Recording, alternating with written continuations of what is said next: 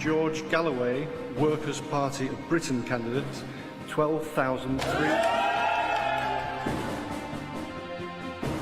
I do hereby declare that George Galloway is duly...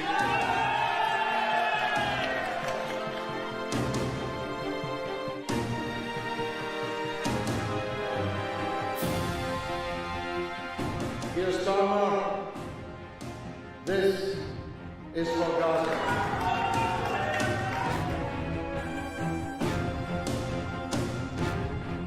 Do I respect the Prime Minister? I despise the Prime Minister.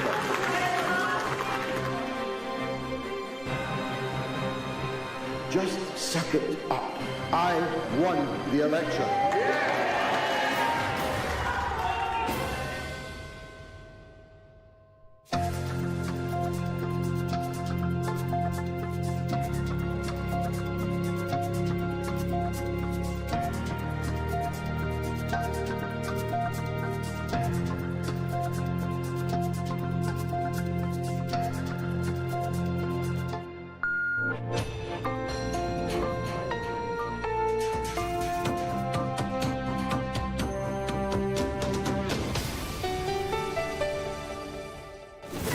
Welcome to the Open University of the Airwaves with George Galloway.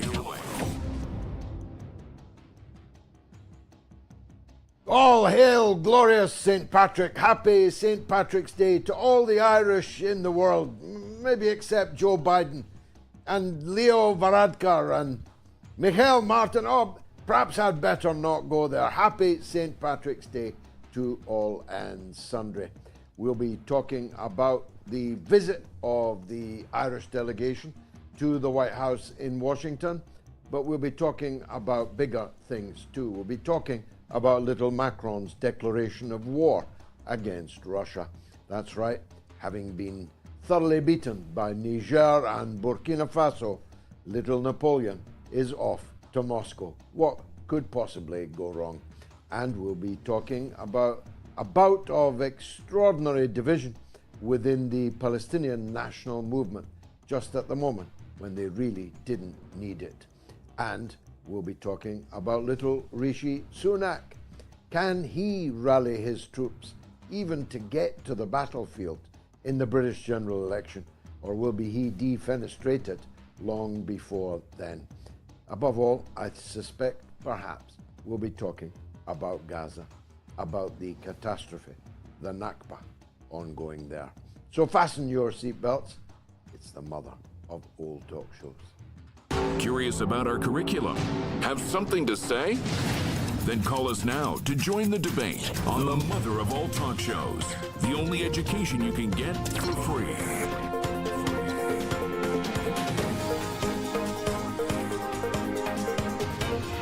George Galloway. The mother of all talk shows. With George Galloway. The world is our classroom, and you're welcome to sit in and join the seminar. Well, it is St. Patrick's Day, and much celebration and joy around the world by all of us, and I include myself in that, especially those with a connection to Ireland. On my mother's side, I come from a long line of O'Reillys and Dugans and Floods, and very glad to be so. I grew up at my mother's milk, the occupation of Ireland, the long 800 years of British imperial oppression of Ireland. It's why it distresses me so to see people who should know better bowing the knee and handing over shamrocks to genocide Joe Biden. I appreciate there's another point of view, and I've tried my best not to be too harsh in my judgment of those who took the other position that the Irish Republican movement has to go to Washington for a whole variety of geostrategic, geopolitical, and national reasons. I'm aware of those arguments. But I believe that this time, as the genocide in Gaza gathers pace rather than loses it, it was simply wrong to be seen in photo opportunities with genocide Joe Biden, not least because he won't even remember that you were there. He doesn't even remember that he was there, for many reasons frequently adumbrated here on the mother of all talk shows. But the bigger stories are these. The president of Russia would appear to have been re-elected in a landslide victory. And that means he's going nowhere. It means Russia's going nowhere. It means that it would be far better for Western leaders to come to terms with both of those facts. There's no opposition leader to President Putin except the one I would have voted for, and he is the presidential candidate of the Communist Party of Russia, so you probably don't mean him when you are told about opposition to Russia and opposition to the Russian government. That's right. It's either Putin or the communists. That is the choice of the people in Russia. There are no pro-Western liberal opposition candidates with more than a minuscule amount of public opinion on their side. And it's time that we abandoned the fantasy that there is. It's time that we abandon the fantasy that there's going to be regime change in Moscow. Abandon the fantasy that Russia is going to be broken up into what Western leaders injudiciously call its constituent parts. It's certainly true that Russia is a very, very diverse place. The idea that Russia is filled only with people who look like Putin is entirely wrong for anyone who knows the country. And therein lies the rub. The Western people in charge of our affairs have never understood Russia. They didn't understand it in Tsarist times. They certainly didn't understand it in Bolshevik times, and they don't understand it in the post-Bolshevik Putin era. That's the truth of the matter. What Mr. Churchill called a mystery inside a riddle, wrapped in a mystery, wrapped in an enigma, was expressing a long-held truth about the British ruling elite. For them, Russia is a puzzle. Russia is a mystery. Russia is an enigma. But for those of us who know it and love it well, and have done in my case for more than half a century, I have regarded Russia and Moscow deep in my heart. There's nothing mysterious about it. There's no enigma about it. Russia is a great European power and demands to be treated like one. It was happy to make nice with Western countries in the immediate aftermath of the fall of the Soviet Union. Putin was ready to join NATO. Putin was ready to join the European Union. Putin asked your leaders over and over again, have heed to our security. Let's make a security apparatus together. Let's make an architecture of post-Soviet security architecture. Let's make it together so that none of us can ever threaten either or any of us ever again. But the time for making nice has gone because it was thrown back in the face of the Russians.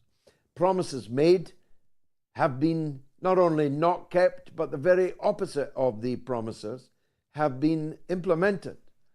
When George Bush Sr. said that if you withdraw from Eastern Germany, Mr. Gorbachev, if you knock down the wall, Mr. Gorbachev, if you allow Germany to reunite, Mr. Gorbachev, we promise that NATO will not advance 1 inch to the east of East Germany. We will not encroach upon the other Eastern European former satrapies of the USSR. We will not seek to recruit them into NATO. NATO will not expand at your expense towards your borders. All of these promises were broken.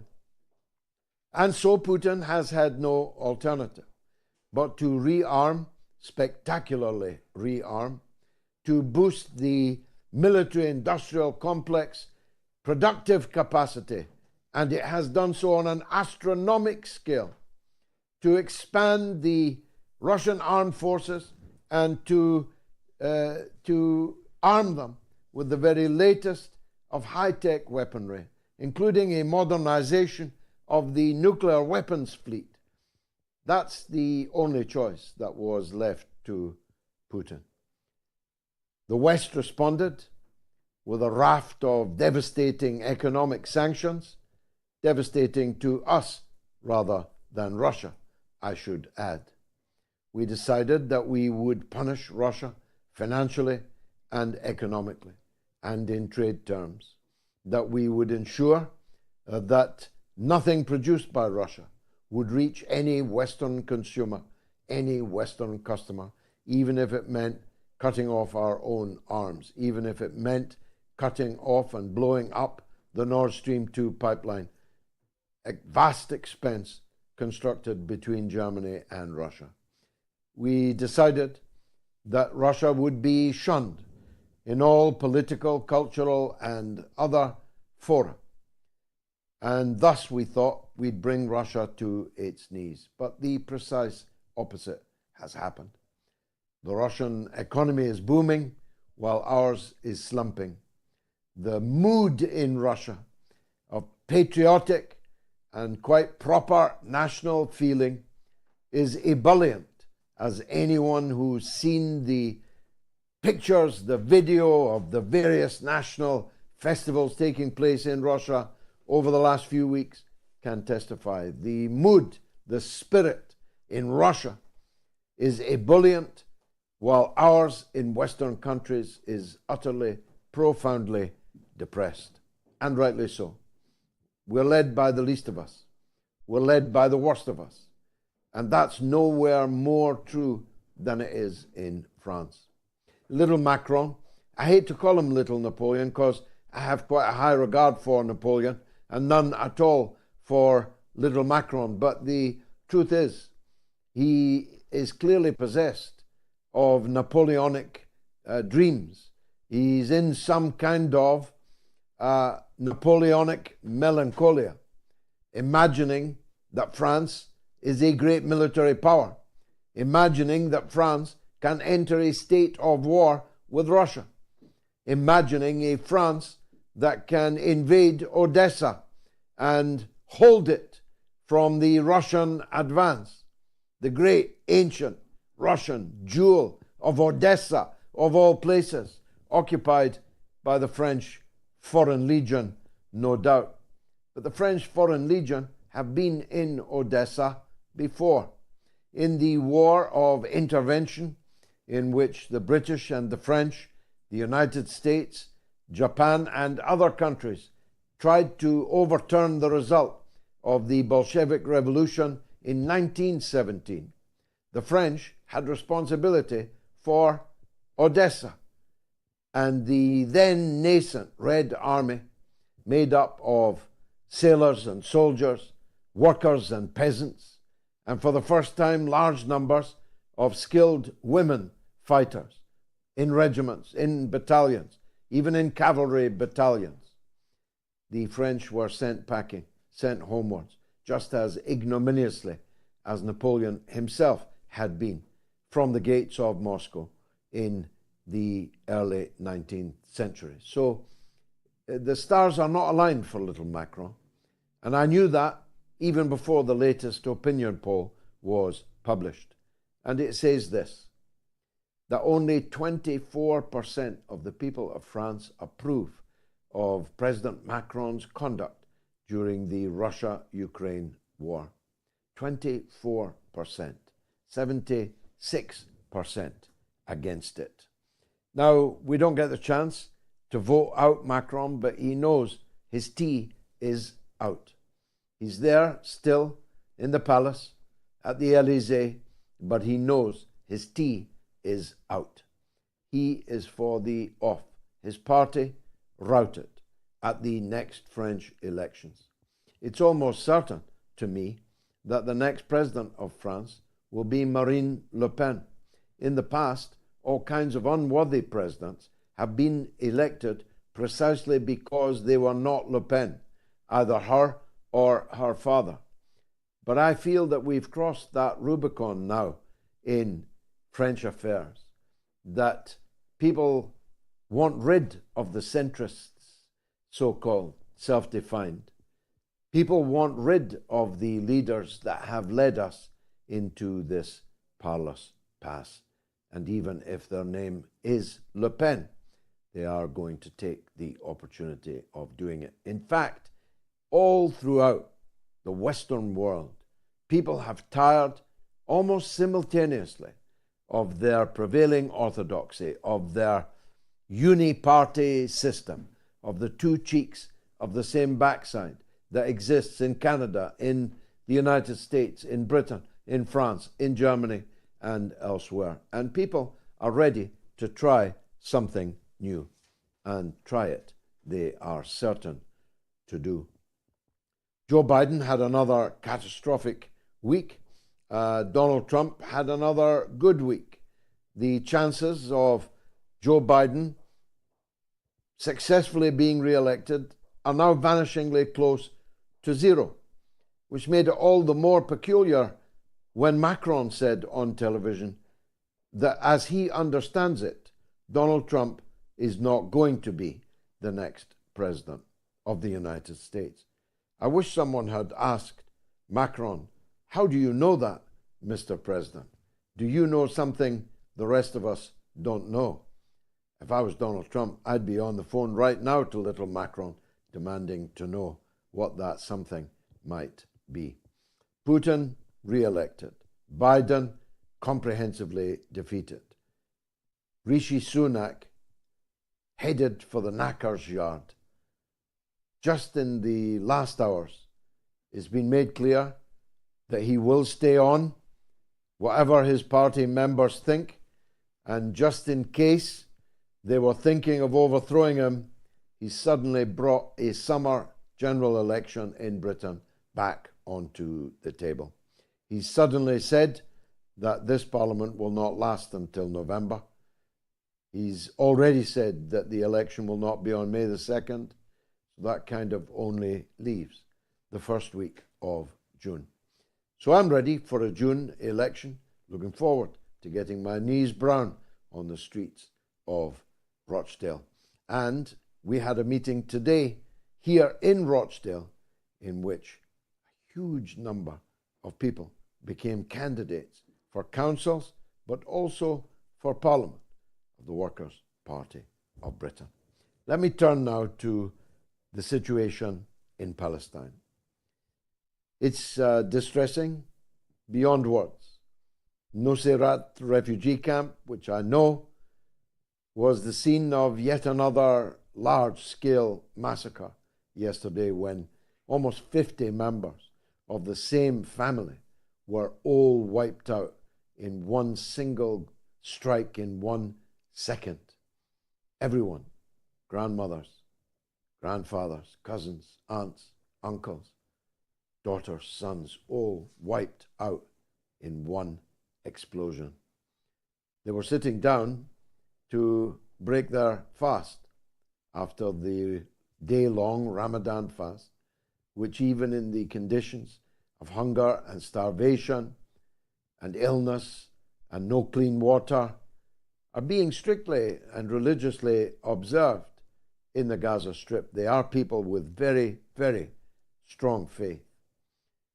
But they're breaking their fast with grass soup, which if a dash of lemon is added to it, apparently makes it palatable enough to make you feel like you've eaten something.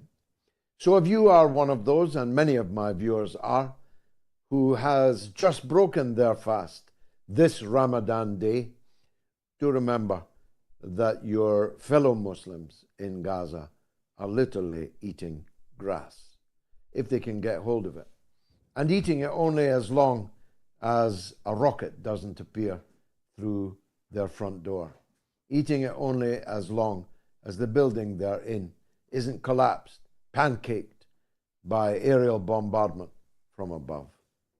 Eating what they can, where they can, but fully expecting to die. And one of the most powerful of all the moving videos and stories of the last few weeks is surely the last words of Mr. Barakat, the legendary, celebrated Palestinian footballer, a man of great talent, a man wanted by clubs all over the Arab world, a man from the Palestine national football team, age 34, sat in his house speaking to his telephone, telling everyone that the bombs were becoming closer and closer and closer to him in his family home. And then he was no more. These will be my final words, he said, just before they were his final words. I mention it not because Mr. Barakat is intrinsically any more valuable, worth more in any way than all the 40,000 people almost who've now been killed, the 125,000 people who've been killed or wounded or are still disappeared under the rubble. I say it for this reason.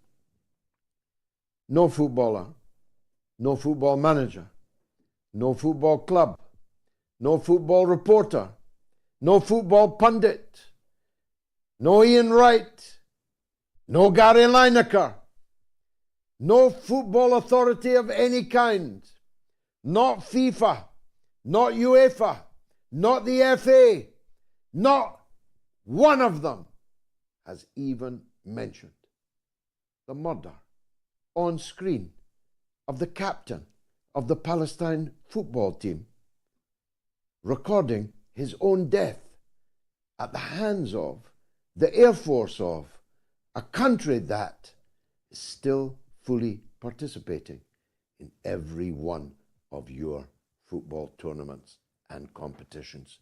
Just think about that. I'll be right back with Dr. Mustafa Barghouthi from Palestine with plenty important to say.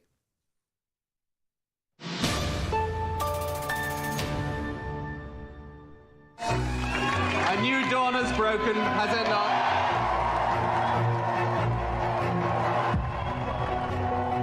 He had that Clinton thing. His eyes were round and big and smiley, and he was very charming. He became this incredible pop idol kind of prime minister. I think most people who have dealt with me think I'm a pretty straight sort of guy, and I am. New Labour was backed by the most powerful media interests because they realised he was representing them. He was caught red-handed trading policy in return for hard cash from a businessman. America has no truer friend than Great Britain. Both Bush as well as Tony Blair are now wanting to plunge the world into a Holocaust. JP Morgan paid him off for the Iraq war. The man is a war criminal. Is Tony Blair a war criminal? In my opinion, yes. Most definitely. The pursuit of money has become the dominant theme in your life. All these relationships are, in most people's estimation, corrupt relationships. No previous Labour Prime Minister has behaved in this shameful, money-grubbing way. How do you sleep at night? You know, it's that. It's as a person.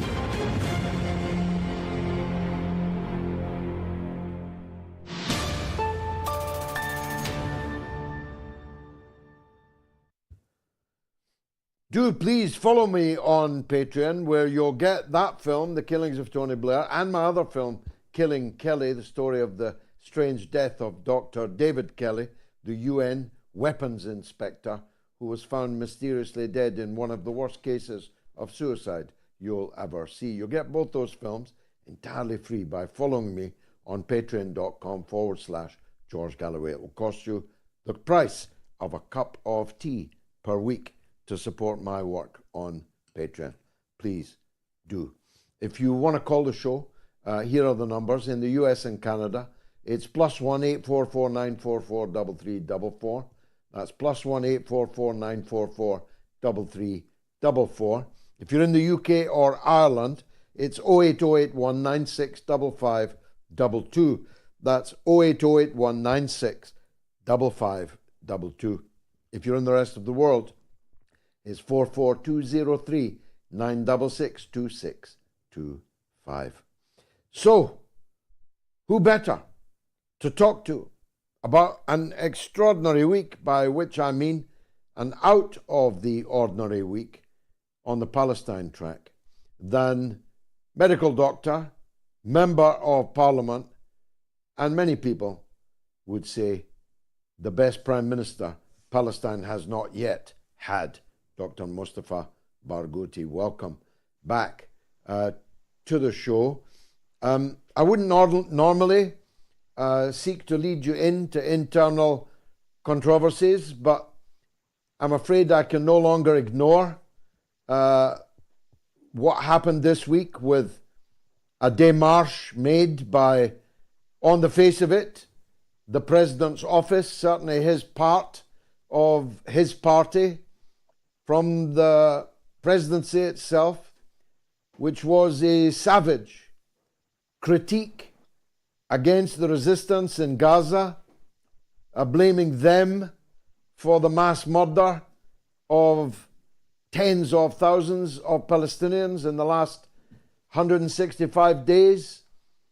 It was a denunciation that could only be justifiable if an all-out civil war was about to be launched in the Palestinian arena, just at a time when one would have thought the Palestinians needed national unity more than anything else. What was your take on it, Dr. Mustafa? And I apologize again for dragging you into it, but everyone's talking about it. It'll look pretty strange if we don't discuss it. Well, thank you, George, and congratulations on your success, recent success. And we consider it a success for Palestine as well. And I believe the statement you relate to, or you have mentioned, is a statement that was issued by Fatah.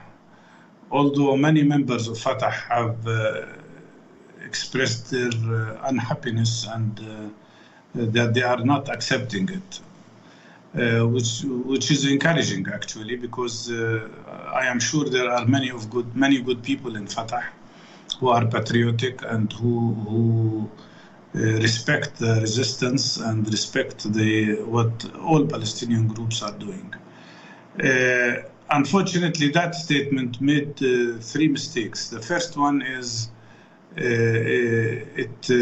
although it came as a response, as you know, to a previous statement made by 4 Palestinian political parties, including Hamas, Jihad, Palestinian National Initiative, and PFLP, criticizing the way the president is trying to construct his new government. In the sense that the criticism that was directed to the formation of the government was about the fact that what we need is a national consensus government under the circumstances where we face terrible massacres. We face Israeli reoccupation not only of Gaza but also of the West Bank. We face a second Nakba that is worse than the first one. Anyhow, the response from in that statement from Fatah was, as I said, made 3 mistakes. First of all, it blamed the victim, something that we do not allow, do not accept. And those who wrote such a thing, I don't know if they were fully conscious about what they are doing, but such a criticism or such an attack on resistance would serve only the interest of the Israelis. So that was a big mistake. Second, the statement came exactly after we had met in Moscow all the 14 different Palestinian groups, and in a very good positive atmosphere. And we really managed to have a communique, which I myself drafted, and was accepted by both Fatah and Hamas and by all other Palestinian parties. And that indicated that we should work towards bringing in Hamas and Jihad and all other groups into the PLO so that PLO can be the place for unified Palestinian leadership and to consolidate its role as a representative of Palestinians in a fight where some others are trying to take away from Palestinians the right to represent themselves. So that statement after the meeting in Moscow was absolutely contradictory to that spirit that we had together. The third mistake, of course, that it aggravated a lot of internal dispute at a time when we are really facing a very serious challenge, very serious aggression, very serious war crimes that are committed by Israel, an act of genocide, which requires that we all should be united. And even if we disagree with each other about anything, we shouldn't transform that disagreement into an internal fight. For these three reasons, I am very sorry that this statement came out and in such a manner. And I hope that it will stop there and that we will not be dragged, any of us, into internal dispute more. But the right of the political forces to express their views about political actions, like formation of a new government for Palestinians, is a right. And people have the right to say their opinion without attacking or undermining any particular group. And that's exactly what was done in that statement of the four groups that criticized the way of forming the government. In short, I want the listeners to understand my position. In my opinion, the most urgent need internally now in Palestine is to form a unified national leadership that includes everybody, that unites all our forces to stand up to the Israeli aggression and to stand up to the Israeli terrible crimes. And also to stand up to the many conspiracies worldwide, including by the United States, to deform the Palestinian structure. Second, out of this unified national leadership, there should be a national consensus government, which means the government is not the most important thing here. The most important thing is to have the leadership. But the government has to be accepted by everybody. Otherwise, how can it work? Or how can it respond to these terrible challenges that are facing us, including the total destruction of Gaza?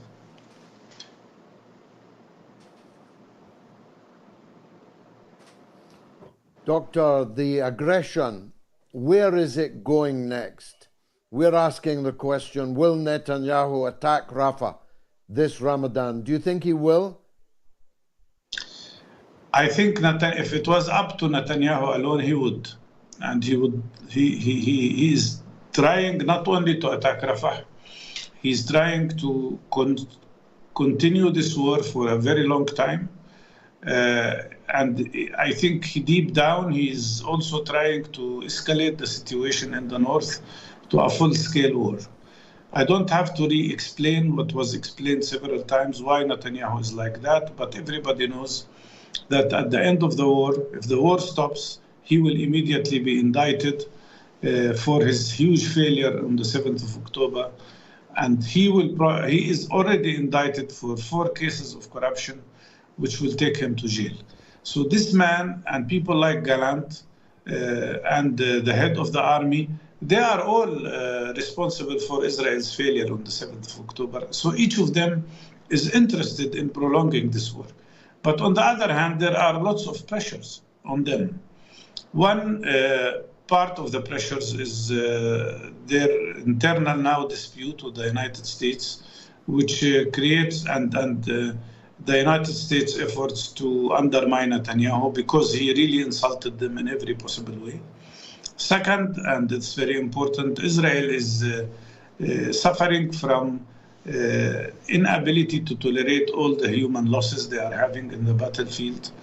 They are unable to sustain this terrible economic crisis they are in because of the war.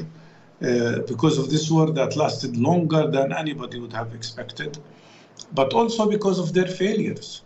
They failed. They failed to consolidate their occupation. They failed to eradicate resistance as they have dreamt. And they failed to bring back their hostages. And here comes the other pressure that they are sustaining, which is the pressure from families of prisoners who are upgrading their criticism and demonstrations against Netanyahu and actually unifying with them all the forces that want Netanyahu out. So in the middle of all of that, there are negotiations that are happening in Qatar now. And the proposals, Hamas managed to be smart in their proposals. They made certain concessions that makes it very difficult for Netanyahu to reject and refuse, out of the care about the situation of the people in Gaza.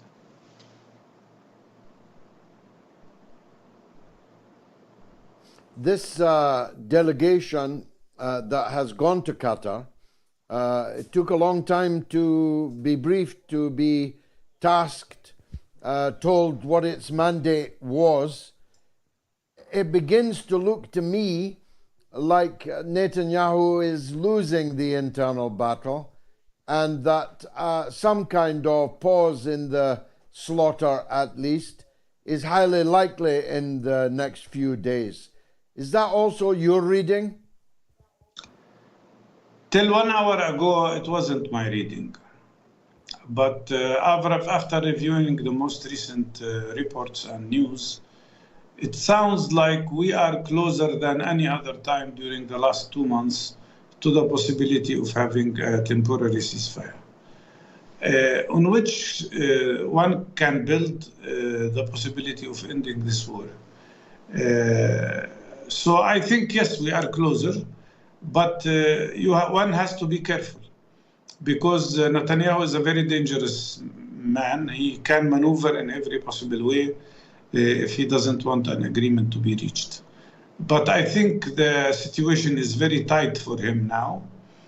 And probably and hopefully, and that would be great news for our people in Gaza, we are getting closer to the possibility of a 42 days of ceasefire.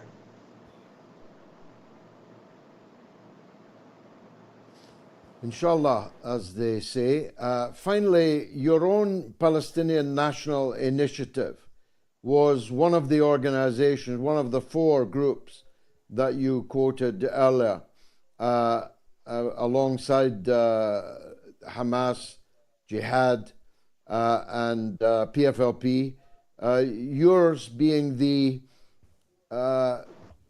secular, can I call it secular? Certainly not Islamist, not communist, Marxist.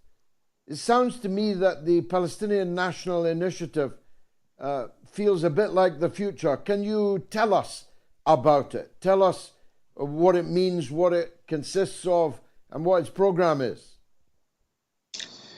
Well, the Palestinian National Initiative for sure is sort of progressing very rapidly. And maybe I can say that the polls are showing that it is now the 3rd force in Palestine and growing very fast. It is a democratic national movement that was founded by a group of Palestinian leaders, some of whom you know very well, like Dr. Haidar Abdel-Shafi and Edward Said, myself and many others. And we were established on the basis of rejection of Oslo Agreement, because we saw in that agreement very big risk for the future of Palestinians as huge mistakes made, especially the mistake of signing an agreement with Israelis without insisting on complete and total end of settlement activities. And we are now paying a price for that mistake. So it was formed to be an alternative movement. It is independent from both Fatah and Hamas.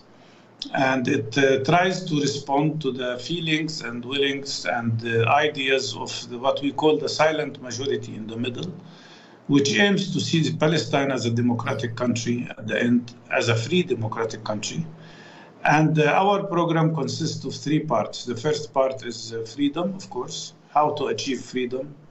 And we are proposing a very clear strategy of changing the balance of power through resistance, a lot of emphasis on popular nonviolent resistance, boycott, divestment, sanctions against Israel, reunifying Palestinian groups and a unified national leadership, and reunifying the efforts of all parts of the Palestinian people, those inside 48 areas in the occupied territories and in the diaspora. But the other 2 sides of our, two parts of our program is one about democratic internal transformation, because we want to see full democracy in Palestine, the right of the people to choose their leaders democratically and freely, which is something we did not have since 2006. And also a pluralistic system which allows separation of powers between judiciary, executive, and legislative, which we don't have at the moment. But also this movement has very big emphasis on social issues and social justice issues. So it pays a very big attention to the rights of the people who are poor, how to improve their situation. There is very big part of it about women's rights, about youth rights, and it is not surprising that in our movement, 80% of our members now are young people and women. So it's the youngest Palestinian movement, you could say, with lots of young people in it, and it aspires to give Palestinians another alternative. But one very important point that has been characteristic of the Palestinian National Initiative, that it shies away completely from any aspect of factionalism, and it concentrates a lot on unity. And that's why we've been able to be frequently the mediator also between Fatah and Hamas to achieve national unity.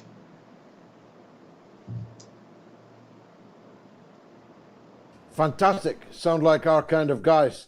Thank you very much, Dr. Mustafa Barghouthi, MD, MP, and of the Palestine National Initiative. Thanks for joining us. Fascinating interview. I'll be right back after this. Stay tuned.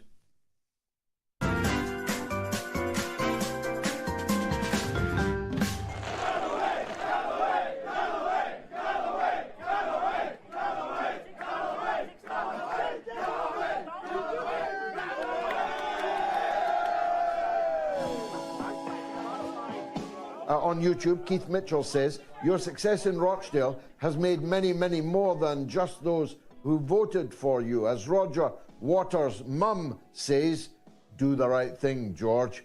Keep right with those in Rochdale and they will stand by you at the general election. I want to thank the great Roger Waters for his fulsome support in the contest. I want to thank Low Key, our own considerable genius, for coming to Rochdale and performing so brilliantly, so dazzlingly in the constituency. I want you all to write this down.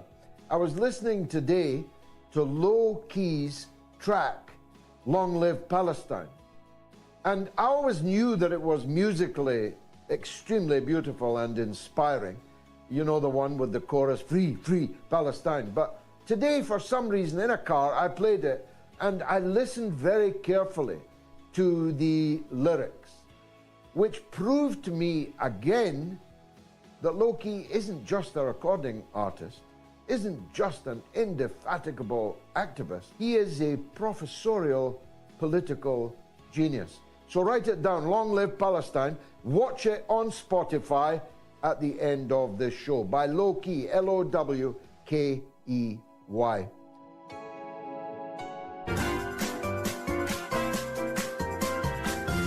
You are listening to the mother of all talk shows with George Galloway.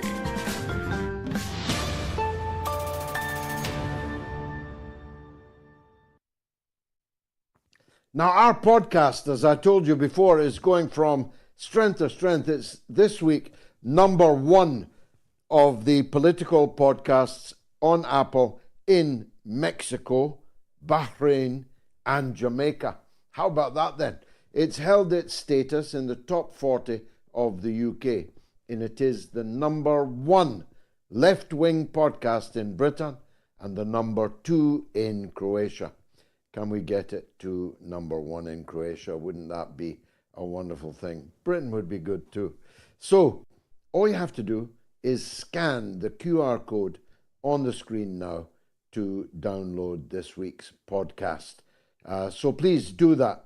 On the line in New York, it's the legend, Erobos, on Mustafa Barghouthi's interview. Go ahead, please, Erobos. Salutations and greetings and a salubrious late night to you, the Right Honorable Minister, His Excellency, George Galloway. Thank you. And as my way, I must shout out your family, the wonderful social media rattler, Gayatri Galloway, your children, and the MOATS family, the great staff. My perspective today, when you mentioned the rift, because I did read something about it in the background, but not with much depth, it made me think of, and this is not necessarily going to be a palatable solution for most people. However, it's the only one I can see at the moment. Shaka Zulu had a similar situation in the kingdom of where he was, and his outcome was basically this: we have to be prepared for the swallows, which is what he referred to as the British and the Dutch, because of their colored uniforms, where they were like the swallows. And he said, listen, you're going to have to join us, or we're going to make you join us. Your leadership that's considered with its own clan and its own tribal characteristics, very similar to something that you spoke about at length previously, about these little groupuscules and these little divisions. Unfortunately, the way I see things is that Hamas or someone like this, is good that Dr. Barghouthi is for unity. But, and this is just my personal perspective, right? I'm not, saying anybody else is saying this, but, people that are part of the Israeli accompaniment in Fatah, they've got to go, right? Hopefully they'll get a peaceful exile in Egypt, Oman, London, or somewhere else. But if they're the ones that's preventing this national unity, they have to go. And if it means they have to be, physically removed, then that's what has to happen. This is the thing I understand, that Israel created these other groups and these other organizations explicitly for this purpose. It's like being on a plantation and you have the slaves who prefer to be in the house and live comfortable, not saying that they are living comfortable, but they're closest to the master, and then you have the slaves in the field who's like, enough of this, right? Either join us, get out the way, or you're going to be eliminated. And I know that sounds harsh, but it's no more harsher than what's going on to the people, the children starving to death and being killed during Ramadan, being fired upon. So, again, I know it's not a palatable view, but I'm just looking at things realistically. And, Shaka Zulu, as far as I'm concerned, is the greatest historical leader Africa has produced. And, please, if you will, Mr. G, take it from there. Well, thank you, Robos. Very powerful indeed. And who can doubt the need for national unity? And what we simply, surely have a right to expect is that disagreements are conducted by normal channels behind closed doors and within the sanctity, if you like, of the national movement. The nature of the pronunciamento of Fatah, they said it was Fatah, but it's been denounced by the military wing of Fatah, it's been denounced by the youth of Fatah, so it's not clear who it was really from. We know who it was from. We know the person that wrote it. But we don't know who they were speaking on behalf of. It certainly wasn't 2 out of 3 parts of Fatah. But it was an attack so foul, so vile, so fundamental, as to, as I said earlier, be effectively a declaration of war.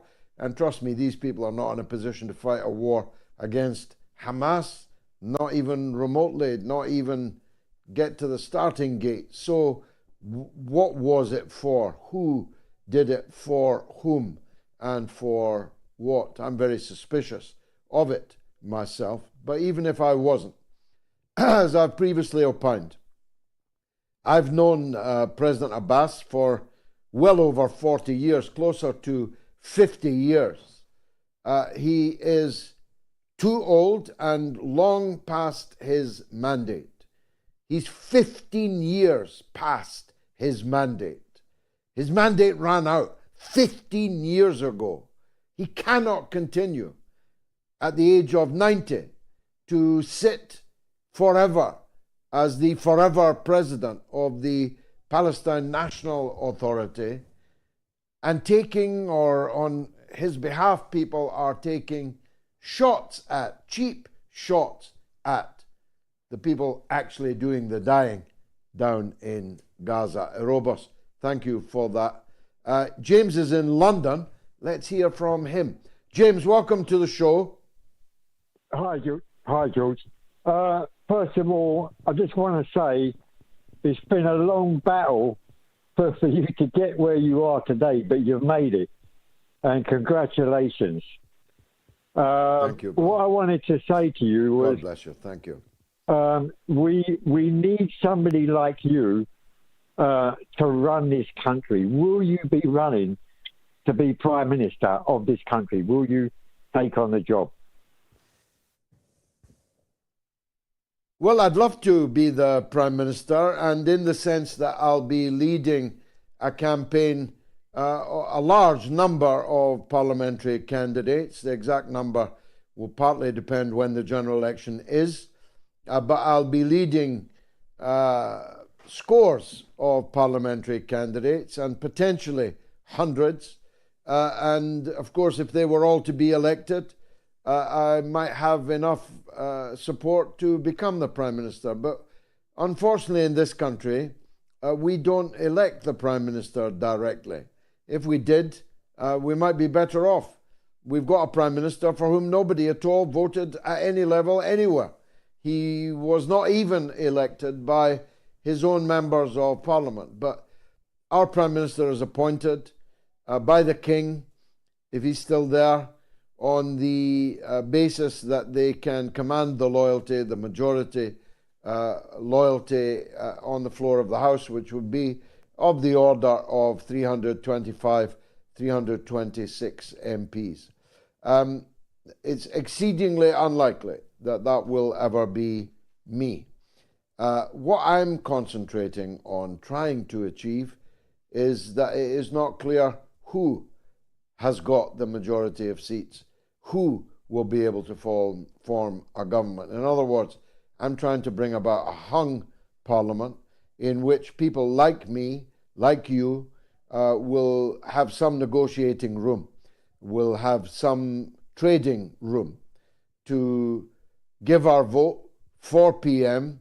to the person who acknowledges and accepts and is ready to implement some of the key demands that we have, the foremost of which is peace, an end to Britain's role as a perpetual warmonger, as the tail of the American war dog.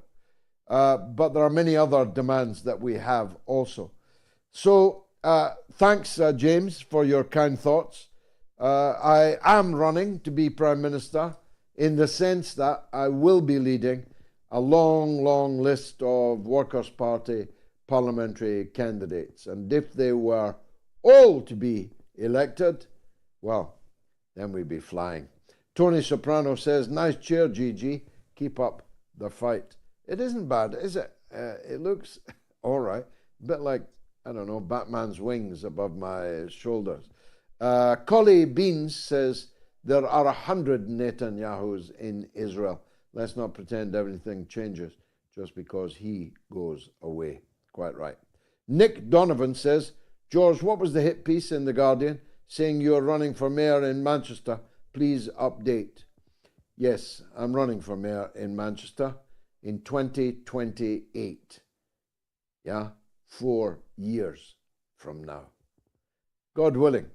Cynthia Hall says, George, please explain why you would not vote for President Putin. He rescued Russia from the abyss. Or did I hear wrong? Thank you always. No, he did rescue Russia from the abyss. I think he's the best thing that ever happened to Russia. I think he picked Russia off the floor in its despair, in its degradation, where it lay, stupid drunk, having its pocket picked. President Putin lifted it off the floor, dusted it down, dried it out, and returned Russia to something like its previous prestige and importance in the world. It's not that I wouldn't vote for Putin. It's that I prefer the opposition.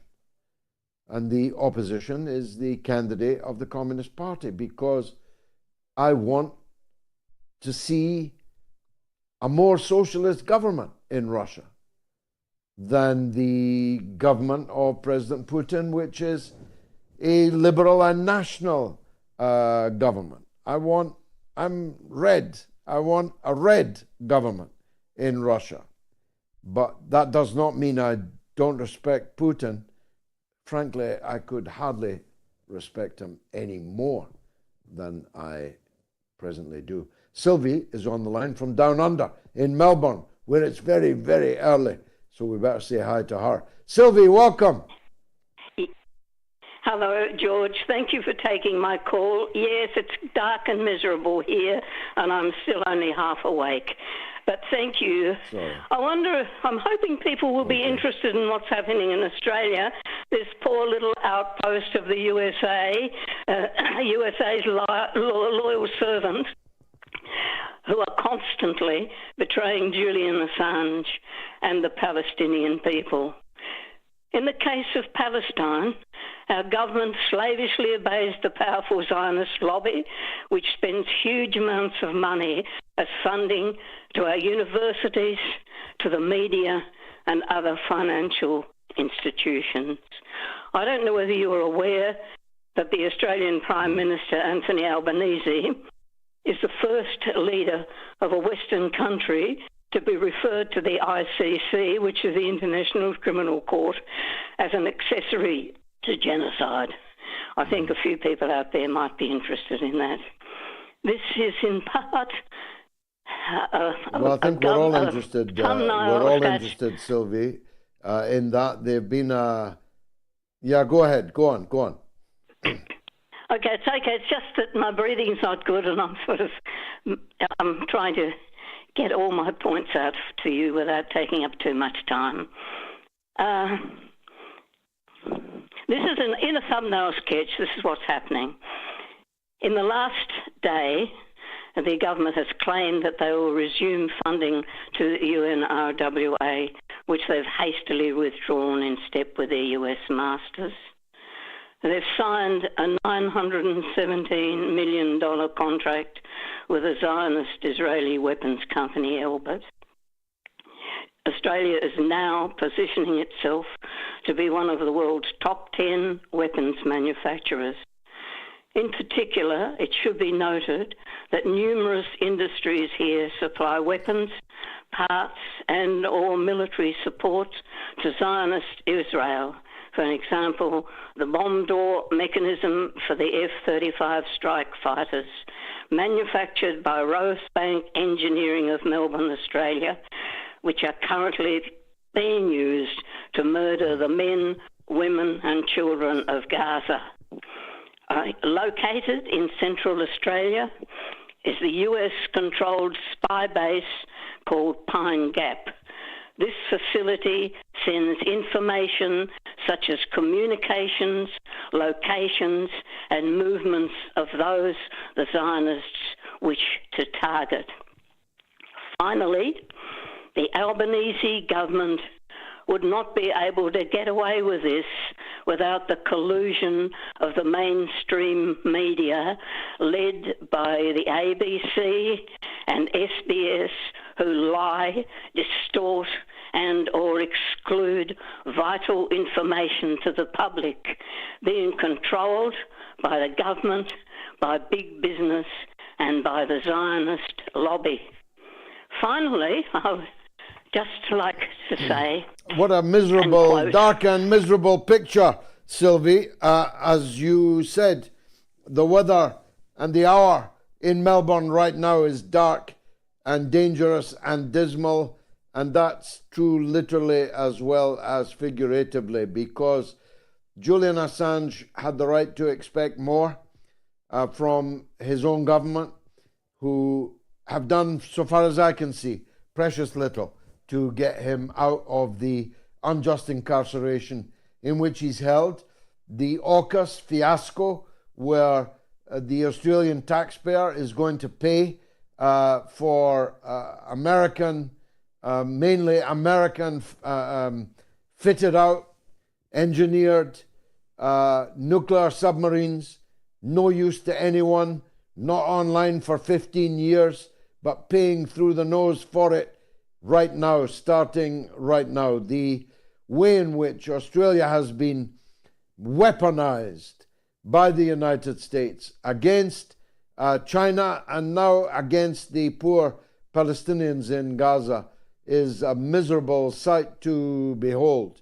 And Albanese is now part of that, if you like, pantheon of despicable apostates that the likes of Tony Blair and Albanese belong now at the centre of. It's a very sorry tale.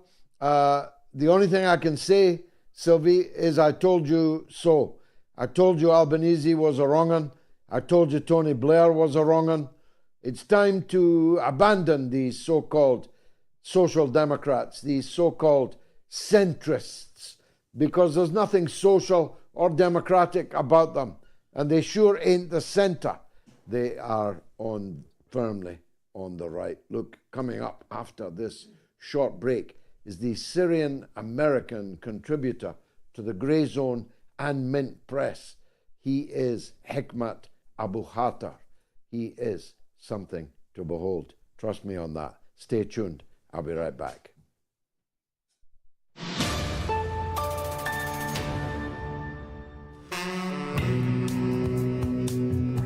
As I say, how lucky we are to have the audience that we do. 1 million people every week watching all or part of the mother of all talk shows, and most attentive to what they hear, and many of them truly brilliant students. It's quite humbling, actually. Oh, George, blessings upon Ukrainian. It's the metamorphosis, man, or metamorphosis, the intimations of immortality experiences. George, I like what you said. I love a lot of things you're saying. You know, your daily communion with God is through your conscience. I wanted to comment on that. That's beautifully said. Your Socratic method on the on-air university is very beneficial, and I can only speak personally. I have appreciated, because I had called last time in regard to the general strike, and you helped to really refine my understanding of that from a different point.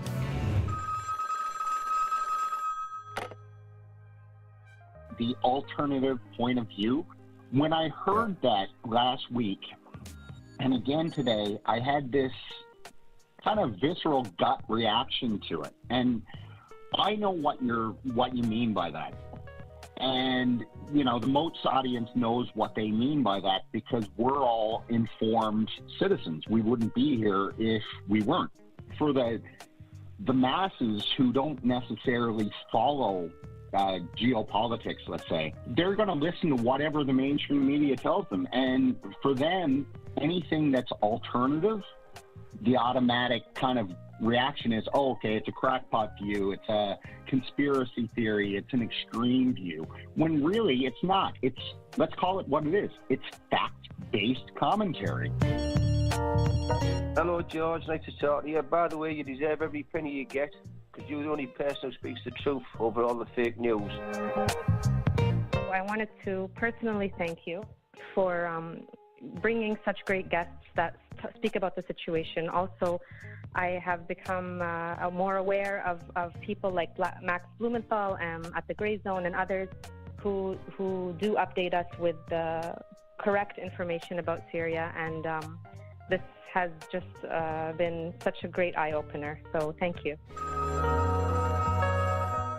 You are the people who have stuck with this show and transformed it into a truly global university, where it can be said that every month at least 4 million people will watch this show.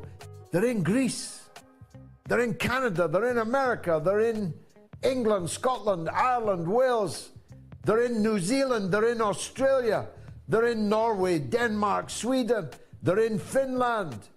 They're all over the world. They're in Africa with a call from Nigeria. This is a truly global phenomenon, and that is down to you.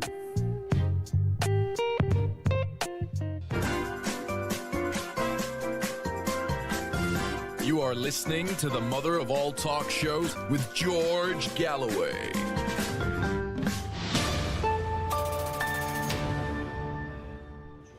Will Netanyahu attack Rafah in Ramadan? Well, 24,000 of you have already voted, and overwhelmingly you think that he will. It is, of course, the case that it was a red line of Joe Biden's, not just Joe Biden's. Little Macron also had it as a red line. David Cameron, the British Foreign Secretary, he said it was his red line also, although none of them actually used the word red line, because that would require them actually to do something if and when Netanyahu crosses it, and they'd prefer not to have to do that. Thank you very much. So anyway, let me have your say. You've got about 50 minutes left to vote on this.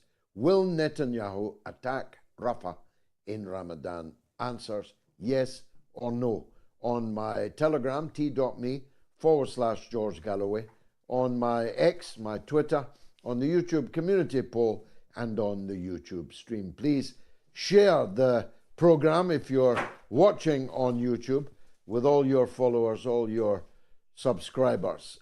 As I say, 25,300 people have now voted. Quite a significant number indeed. Now, Hekmat Aboukhater is a Syrian-American contributor to two of the best journalistic outfits in the entire world. That's the Grey Zone and Mint Press. He's also the host of Conversations with Dissidents. We like dissidents too, Hekmat. We are fellow travellers, I have no doubt. Thank you for joining us on the mother of all talk shows. It came as quite a surprise to me that in Washington they haven't agreed to cry uncle. They still believe that they can regime change the government in Syria, and they are still prepared to sanction and starve Syrians in that pursuit. Have I got that right?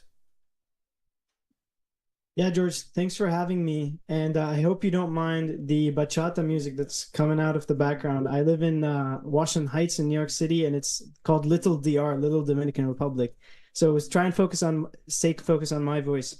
So as we all know, in 2019, the Caesar Sanctions Act was passed in the United States Congress. It was co-authored by Elliot Engels, representative of Bronx, not too far from here. He's one of the highest recipients of AIPAC money in the entire United States government. He received almost $2 million from them. And immediately, international organizations, the United Nations, Elena Dohan, the special rapporteur on sanctions and the enjoyment of a dignified humanitarian life, commented and said that these sanctions are inhumane and illegal. They are secondary sanctions. They impose sanctions on countries that do business with a sanctioned entity.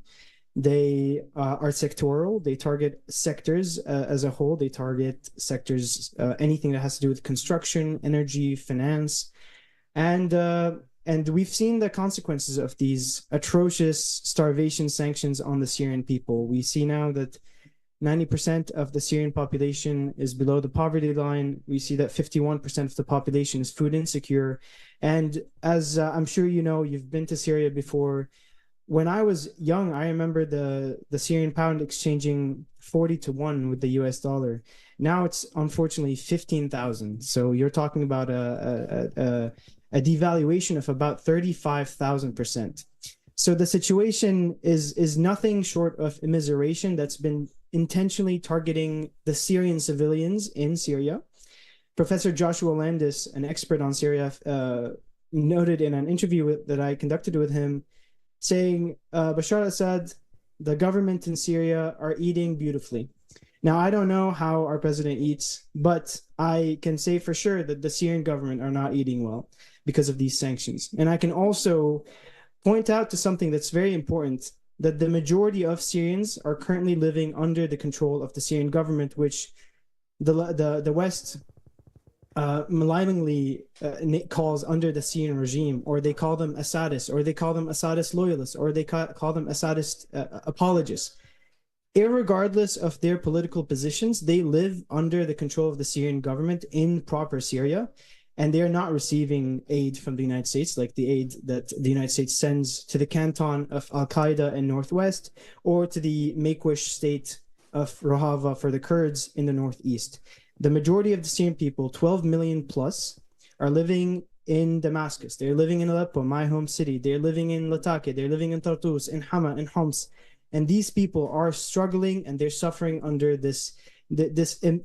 Imagine the knee of the entire United States foreign apparatus on your neck as a miserly Syrian civilian. So as I sent you in the article that should be published today or tomorrow morning, this latest effort by the anti-Syria lobby on Washington that happened last Thursday was essentially to push for more sanctions and to extend the Caesar Sanctions Act for 8 more years. It was supposed to sunset in 2024 by the end of this year. But no, they decided that the Syrian people have not suffered enough and they should suffer for 8 more years up until 2032. What do they imagine they can achieve by these things? They can create misery, of course. They can make more people hate them, even more than they did before. But they're not going to change the government in Syria. They threw everything, including the kitchen sink, into that project, and it failed. So at what point do you do as the Arab League has done in readmitting Syria to the Arab League, as the Gulf countries have done in repairing their relationships with Bashar al-Assad and his government? At what point do you say, well, we tried that and it didn't work, so we better adjust to the new realities? In other words, why is America still throwing good money after bad? Well, first of all, George, the supposed good money that never existed did not start in 2011, nor did it start in 2019. Syria has been consistently sanctioned by the United States government ever since 1979. As you know, in 78, Egypt, in a grand betrayal to the Arab world, signed Camp David Accords with the Israeli entity, with the apartheid state. And from that day on, the entire might of the foreign state apparatus, the State Department, the Treasury, OFAC, all of Washington had been laser focused on the last symbol of Arab resistance, of Arab independence, of Arab resistance to the Zionist project in the Middle East. So from 1979, we've been added to the state sponsor of terrorism of list, and we've been the only inaugural member of that list that remains to this day. Others have left and others have joined, but we've been there all along for the last 45 years. A source of pride, I would say. And then, so 79, 94, 2003, 2012, and finally 2019, and as we speak today, 2024. It did not start with the Arab Spring. It did not start with the conclusion for the active hot war in Syria. No, it's been happening for a long time. And to answer your first question, James Jeffries, the special rapporteur, the special envoy, on Syria under the Trump administration, said something that betrayed the real purpose of what the United States wants in Syria. He said that they want to create a quagmire for the Iranians and the Russians in Syria. So they want Syria to become a Vietnam, to become a sinkhole. And in a sense, it has become that. The Syrian economy is fragile. It cannot stand on its own without Iranian, Russian support. And they've succeeded from that sense. But the final other motive that is the most pessimistic is that they want to starve the Syrian people, so that the Syrian people look around them, they see no prospects for work, they see no prospects to feed their families, and they see nothing in front of them, no bread, no nothing. So they take up the brick that they see in front of them and they throw it at any authority that they see fit. So that is the purpose. They're starving the Syrian people in hopes of breaking them beyond the breaking that's already happened.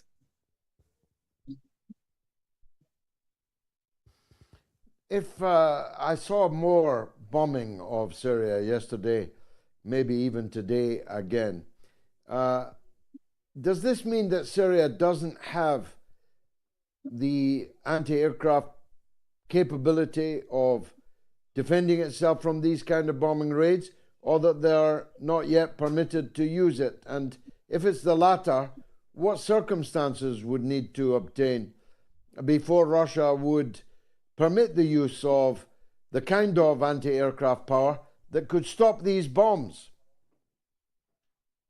Yeah, you hit it on the nail, George.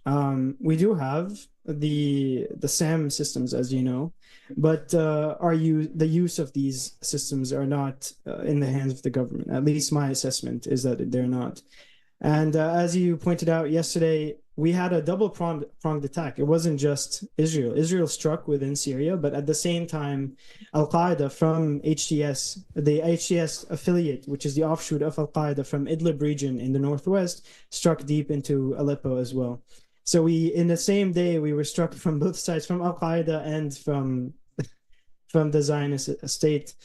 But yeah, currently, most of our decisions are, we'd like to say that they're independent, but we shot down one Israeli plane back in 2018, I believe. But I don't see us responding as vociferously as we should be, because the thing is, if Israel were to commit a mass bombing raid on Damascus, I unfortunately don't think anyone here in New York or anyone in Washington would bat an eye. They would not care. As we saw what they did in 2006 in Lebanon, and as we see what they're doing in Gaza today.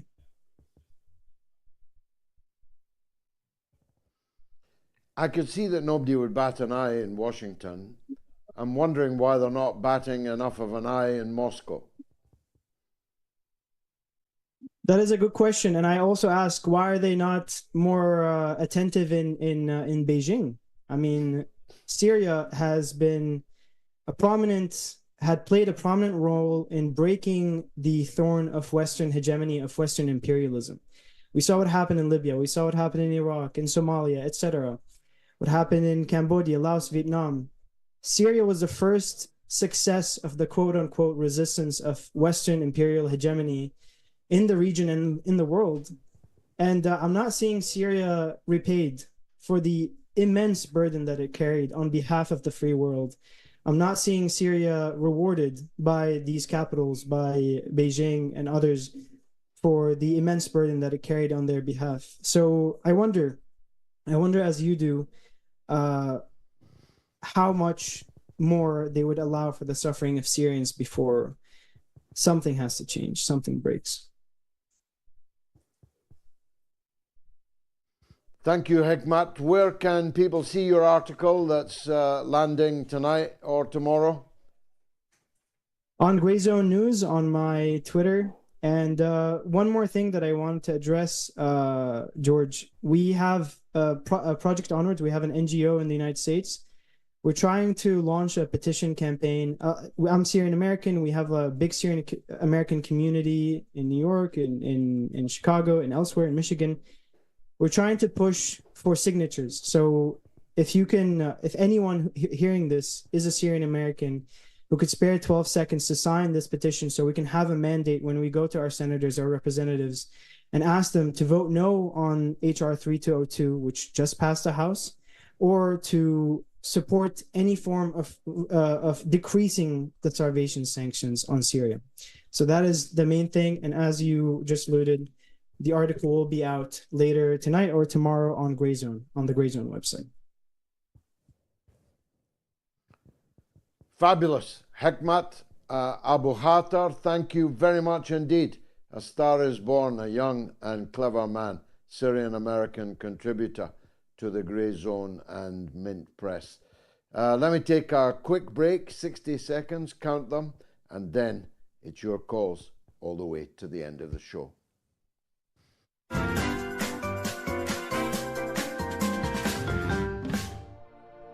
The 1897 edition of War of the Worlds by H.G. Wells, read by George Galloway, available only on Patreon.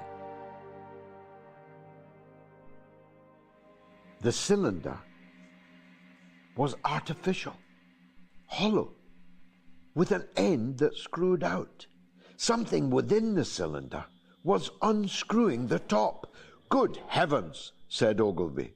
There's a man in it, men in it, half roasted to death, trying to escape. At once, with a quick mental leap, he linked the thing with the flash on Mars. The thought of the confined creature was so dreadful to him that he forgot the heat and went forward to the cylinder to help turn. But luckily, the dull radiation arrested him before he could burn his hands on the still glowing metal.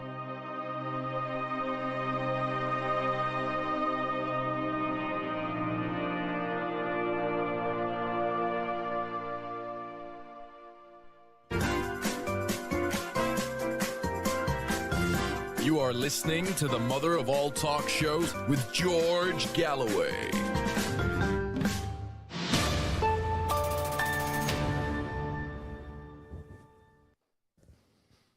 Will Netanyahu attack Rafah in Ramadan? Yes or no? You've got about 20 minutes to get your vote in. Let's go straight to the legend. That is Simon in Florida on world history and anniversaries.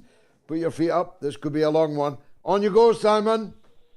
Mr. Galloway, greetings to you and your worldwide audience. Well, we come across another sad anniversary. Yesterday was the 56th anniversary of the My Lai massacre in South Vietnam that occurred on the 16th of March, 1968. And as you may recall, American Army forces slaughtered approximately 500 totally unarmed civilians. And that number was only stopped because a very, very courageous and moral helicopter pilot who happened to be seeing what was occurring after they refused his orders to cease fire actually threatened to fire upon his own troops if they were not to discontinue shooting in rice fields and ditches the women and children who were being massacred. He, though, ended up with no thanks whatsoever, was rounded upon by all of his colleagues, condemned by his chain of command, and ended up dying at a relatively young age, suffering from PTSD and alcoholism, having been condemned like you in the halls of the US Senate, but without an opportunity, as you so ably used, to defend himself. And the one individual who was held to account, who was the platoon commander, who was actually held personally responsible for the murder of 22 people whilst overseeing the murder of hundreds more, was belatedly found guilty and sentenced to life imprisonment. But sadly, he was released after only 42 months for the personal murder of 22 people by then President Nixon, as he himself was about to leave in ignominy. And unfortunately, this is not just some begone historical tale, because it takes us to the situation in the American Armed Forces now, where they've attempted to update their policy, which is known as civilian harm mitigation and response, in documents that they put out on the 25th of August 2022 and the 21st of December 2023, both obviously just before major US public holidays.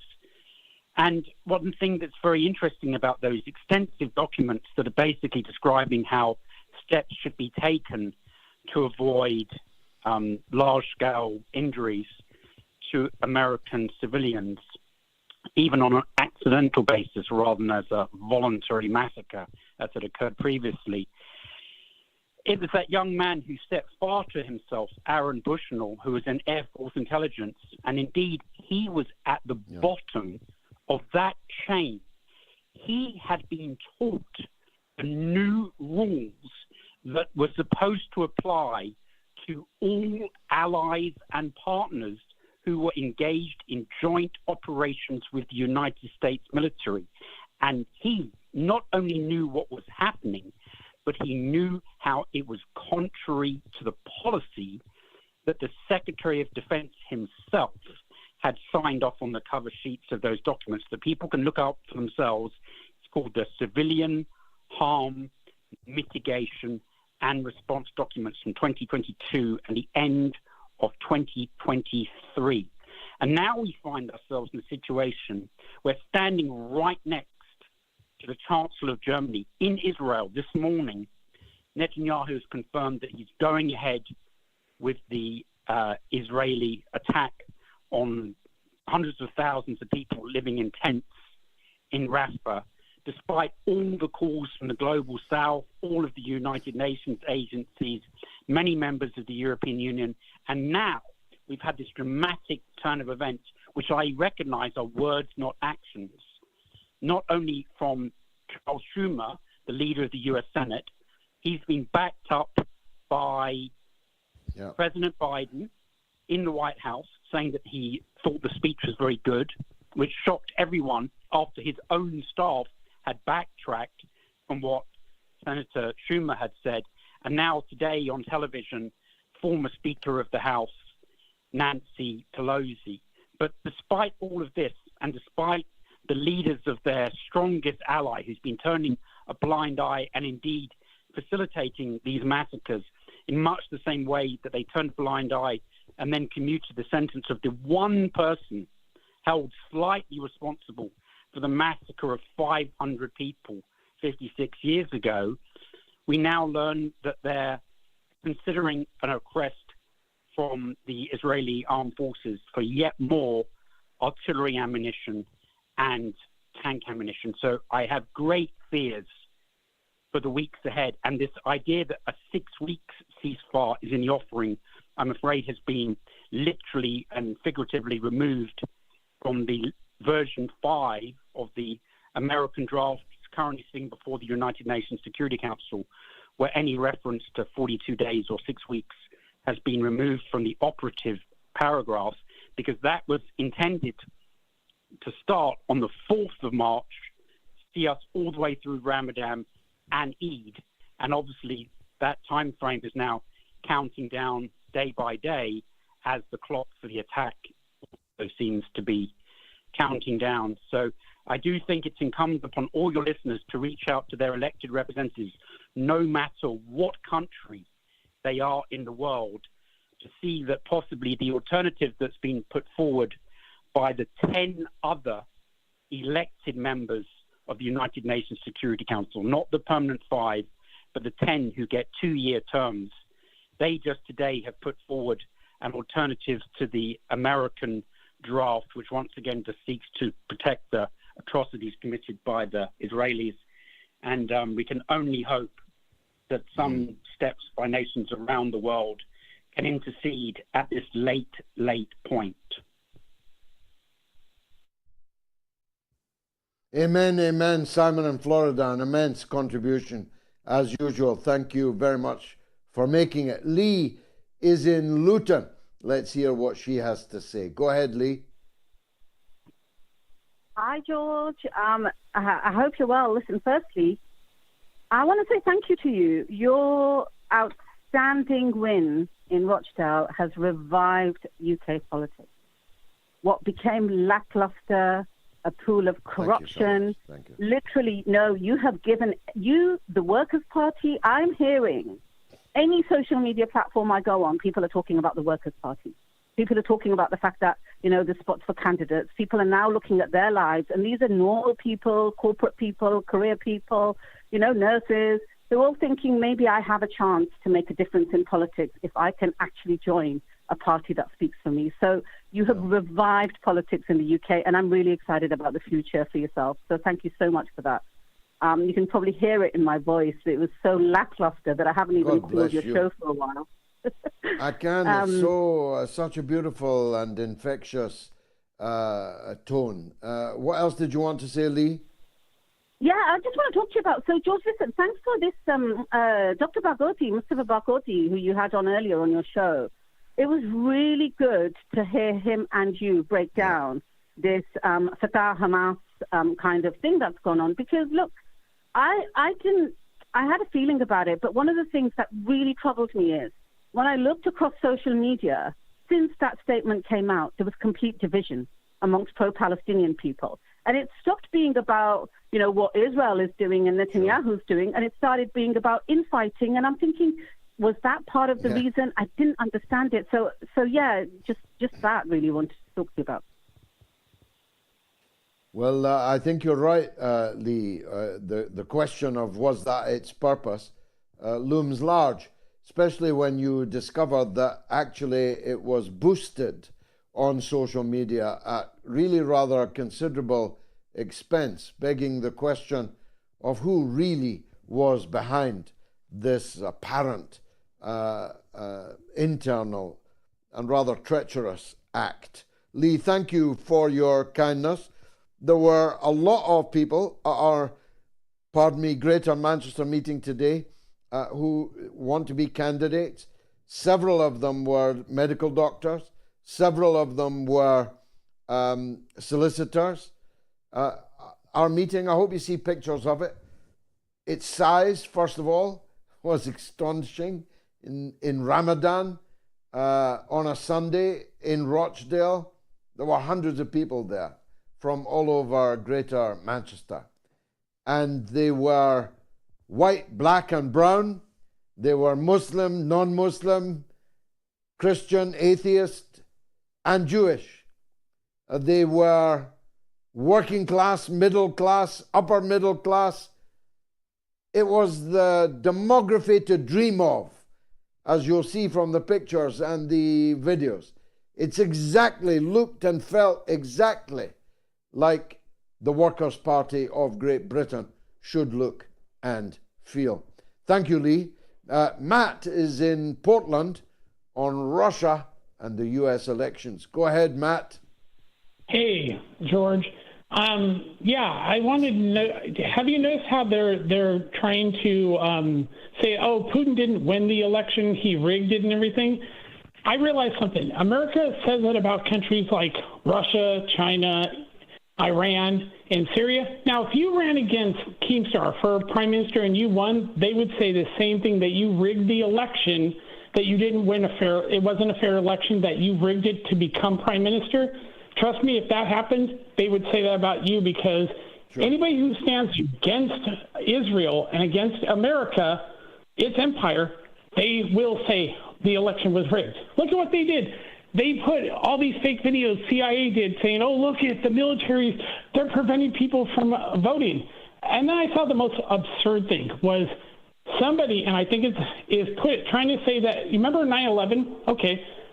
Someone posted and say the Chinese government was behind 9/11. I'm like, this is absolutely the CIA. So yeah, I saw when you went in, you were speaking for the first time in your government, and there was one guy sitting there, and when you started speaking, every time you said something, he would say yes, because he agreed with you. Everybody else looked like they were cowering. They're scared of you, George.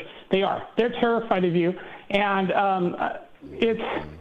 so what they're going to do is, in America, is they're going to, by the time we get to the Democratic Convention, this is what they did in 2016 with Bernie Sanders. They made him give up to Hillary. They're going to replace Biden, and I believe this, with Gavin Newsom. And then they control the Electoral College. They took that away from the states when they took away the ability to send it back to the states after January 6th. They're going to, this whole happened the same night, and Kamala Harris is a VP. They're going to fix this election, make Gavin Newsom the winner, and then they're going to certify the election that night, and people are going to go, what happened? All of it, if I'm wrong and Trump gets back and he does win, I'll admit it, I'm wrong. But I don't believe that's going to happen. I think that they had this planned, and they played Trump in 2020. They made him fall for the trap. It was a trap. He told him, go to the Capitol, come protest this thing. And then when he knew that he walked away. He walked into a trap, and they've been playing this, and he played himself. And now they want him as the nominee. Why? If they get him as the nominee, go against Gavin Newsom. Gavin Newsom going to turn everything on Trump if they debate, saying, oh, those lockdowns that we did was you told us to lock down. All the things, like he's pushing the vaccine thing again. He's still pushing all this stuff. It's turning people away from Trump again. He's trying to take credit for something that has killed millions of people that wasn't a vaccine, that he gave the drug companies immunity from being sued and prosecuted. I remember this. And no, technically he said, he didn't say lock it. He just said, first said we don't lock down for the flu. And then he said, the states I leave it up to the states. So the states said, oh, okay, we'll lock down. So technically he told the states to lock the country down during when we had the lockdown. So yeah, but I do think they're going to put Gavin Newsom in. I'll admit it if I'm wrong. Obviously, we're going to deal with Biden-Trump. We're going to deal with Biden-Trump many times between now and November. We're going to try and get Donald Trump on the show. I doubt we'll get Joe Biden, but we might get Donald Trump, so stay tuned. Sid Hatfield says they've wanted to retake the motherland ever since Herbert Hoover lost his estimated $1 billion investment in the Baku oil fields that he held in 1913. Cry more, Herbert Hoover.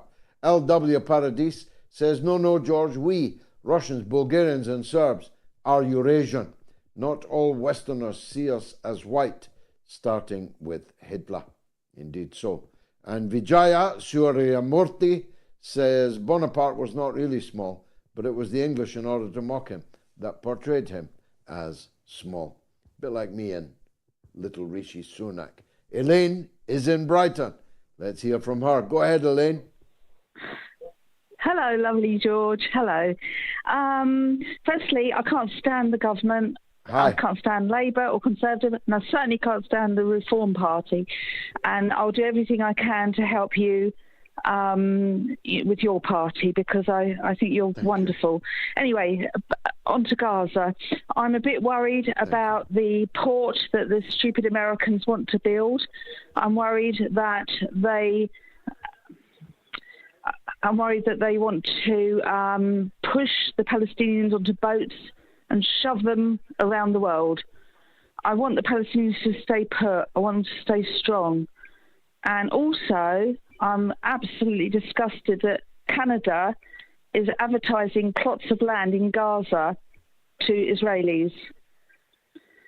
And I'm so upset by that. Well, it's not Canada as such, Elaine, but it's happening in Canada. And it is deplorable, scandalous indeed.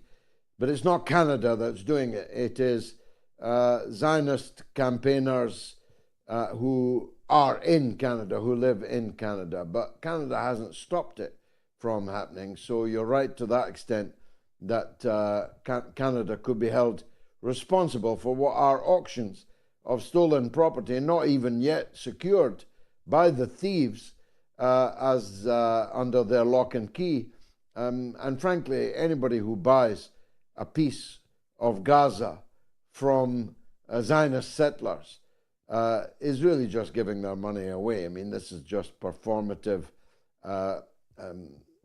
charity work towards Zionism. They're never going to occupy that land.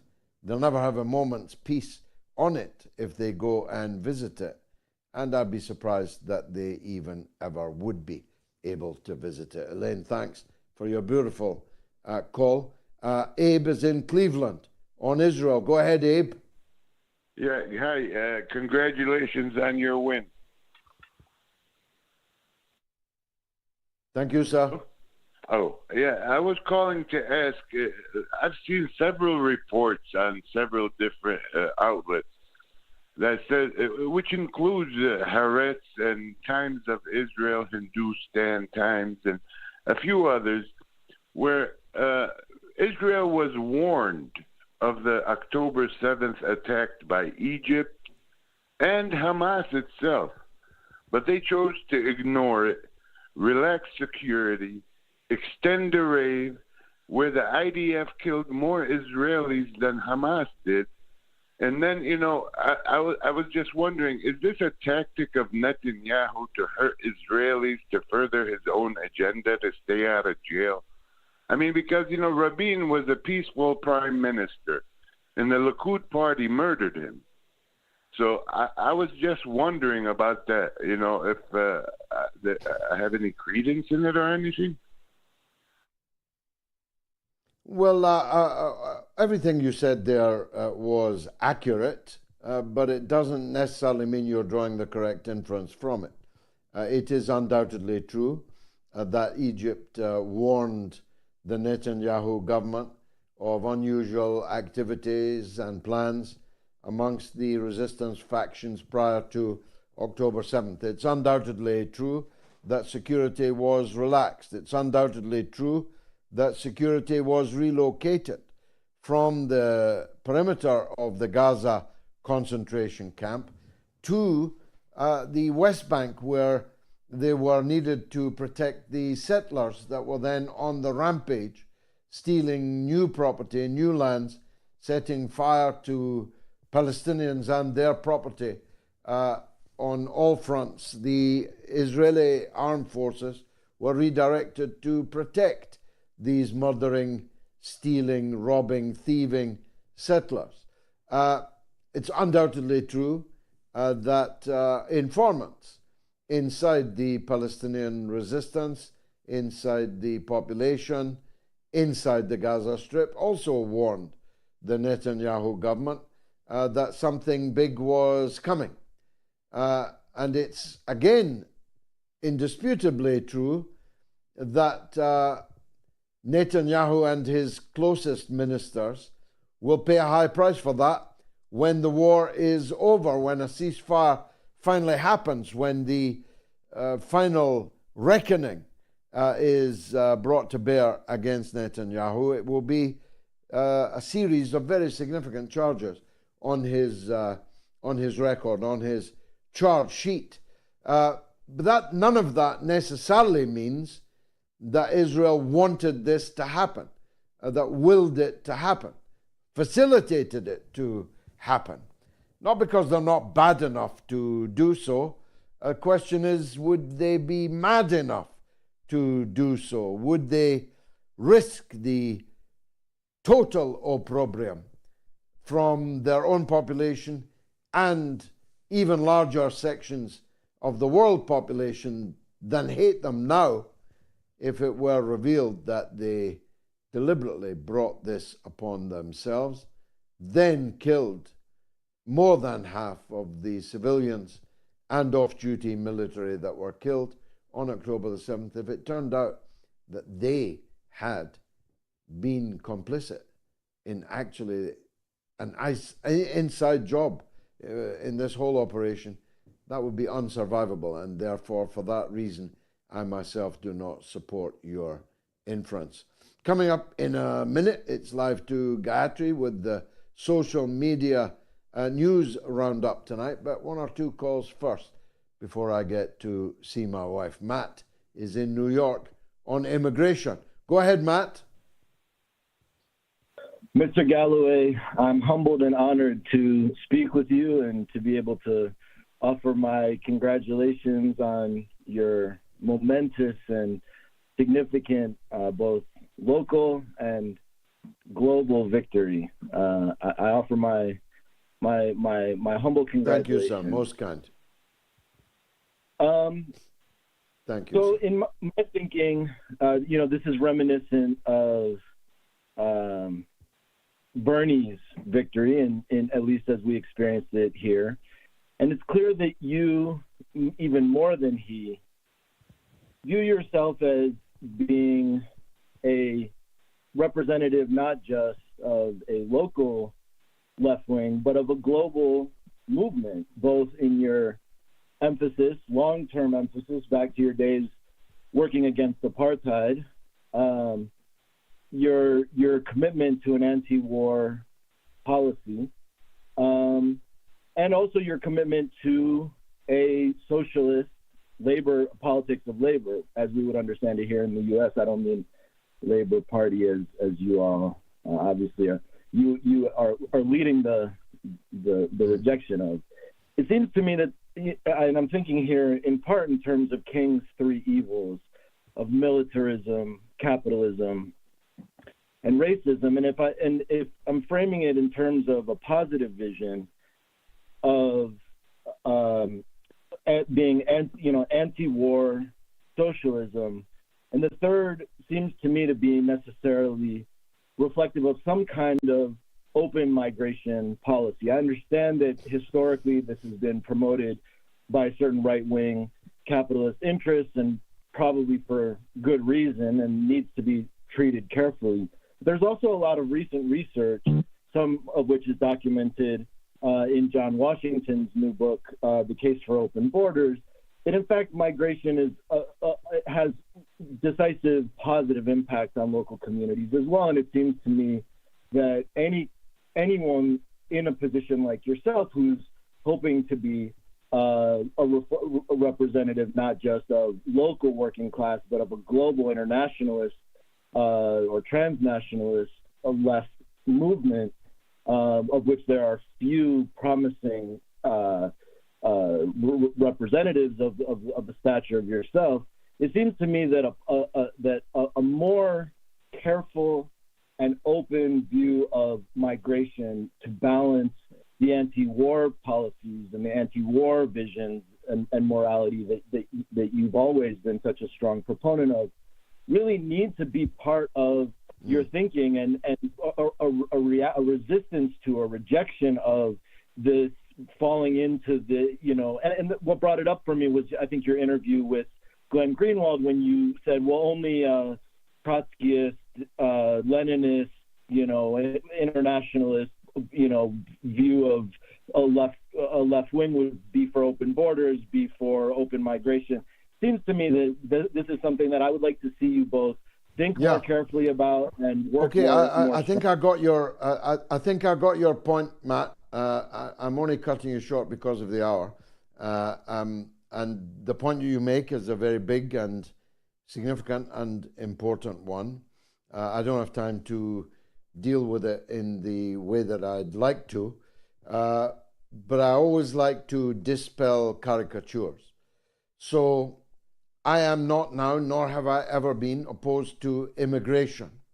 I myself am the grandson of immigrants, Irish immigrants. I would not blame anyone for seeking to migrate from one country to another, from one situation to another. But neither would I blame the host country for deciding that they've got quite enough migrants. Thank you very much at this point in time. Leave your name and address, your skills, your CV, leave it there. And if we do need more migrants, we'll get back to you. It's really that kind of legal, managed migration that I support. I'm completely opposed to unlimited mass immigration, and I always have been, all of my life, because it's my job and always has been my job as a trade unionist, as a representative of Labour, capital L and then small l, it's my job to help control the labour supply, because only by controlling the labour supply can I control the price of labour. And it's my job to get the highest price for labour that I can, the highest rate for the job that I can, the best set of terms and conditions for the workforce that I can. And I cannot do that if I have an unlimited supply of labour. There's nothing to do with race involved, by the way, Matt, because 90% of the mass migration to which you refer over the last 40 years in Britain has been a mass migration of white people, not black or Asian people, white people from the European Union that we voted in part for Brexit to halt. A Bulgarian or a Romanian or a Pole is not subject to race. They are white European people. And in fact, their mass migration put pressure on black and Asian British people already here, citizens here, before they put pressure on any other sector of the community. They were competing for jobs with black and Asian workers.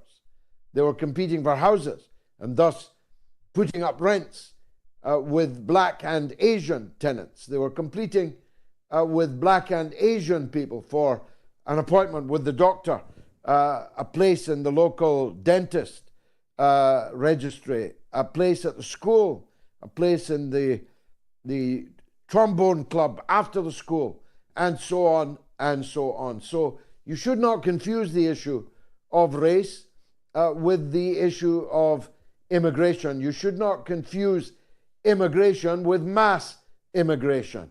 Of course, I know that we will require people with skills that we need in the British economy from overseas. I'm not against all migration. I'm against mass migration from poor countries, because I don't want to distress the poor countries still further. You heard me say, I'm sure you have, if all the social care workers that I ever come across are Africans and Southeast Asians, who's looking after the people in Africa? Who's looking after the people in the Philippines? Why should I be able to enjoy, at cheap rates of labor, the skills and the dedication, care and concern of these Filipinos, these Africans, when their own people are now bereft of their services back at home? So I'm against mass immigration on both ends. I don't want to weaken and impoverish the poor country from which they came, and I don't want to depress wages and conditions for the workers, black and white, in Britain already, here and now. So, Matt, there are a number of, I think, concept errors in what it is that you've been thinking about me and what it was you phoned up here to discuss this evening. We'll talk again, I'm sure. But first, I've got to find out what my wife's got to say. What's rattling, Gayatri? Well, happy St. Patrick's Day to you, and of course your mother and all the Irish people in the world. Oh, you're wearing the colours. Well done. Yes, especially for today. Just a side note on the occasion, Tom O'Keefe says, giving shamrock to a genocider. Shame. Irish people are disgusted. Of course, referring to the royal visit that was made to the White House.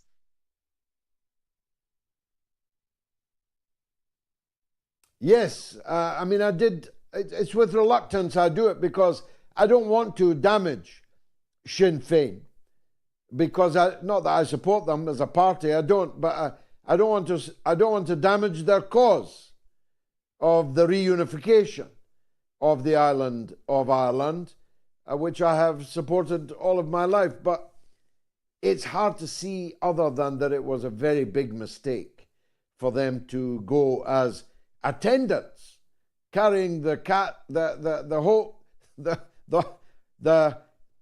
hat and coat and trail of Varadkar and Martin and the grotesque multi-headed Irish government. It's not even as if Sinn Féin are the government. They could maybe say, we have to go and see Joe Biden. We are the government of Ireland after all. But to carry the bags of Varadkar, you caused all that trouble in your own party. You upset all these Palestinian people that you've been doing so much for, supporting for so long. It's hard to see it other than as a big blunder. Yep, it doesn't make sense. Well, tonight, again, we've got hundreds of calls coming in, so I'll try to keep it short. On the poll, will Netanyahu attack Rafah during Ramadan? Bernsey on Patreon says Netanyahu wouldn't bat an eyelid about attacking Rafah during Ramadan. Now we will see if Biden can control the nutcase. And Graham Briggs White says, this psychopath, backed by the cabal, eat flesh and weapons for the want of global hegemony and profits. Any consolation, the empire is dying. And yeah, that is a good point. It is dying. An email from Andrew Davis. He says, great show, George. Well, dying, but the new world is still struggling to be born, Gayatri. It's abundantly clear in the discussion we had with one of our guests about Syria, for example. The new world is not yet ready to be born. It's not yet ready or able to take up its responsibilities. And there's a gap between what we hope for and what actually is. And in that gap, Syrians are being bombed without reply, without being able to use their anti-aircraft forces. Palestinians are being massacred against the wishes of the new world, but the new world is not actually able to do anything meaningful about it. So the old world is dying, but the new world is taking its time coming along. Any more? So Andrew Davis says, great show. Many thanks to all who make it. He just says, evolution, revolution, constitution.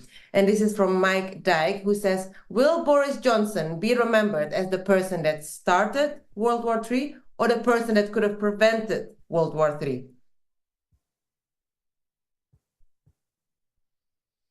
Well, he didn't start it because he's only a bag carrier for Biden. But he definitely could have prevented it. He could have declined Biden's instructions to go to Kiev and to order Zelensky not to sign any peace agreement. I think he'll be damned in history for that. Not sure I'd like to be remembered in such a malignant way as Boris Johnson will always be from now on.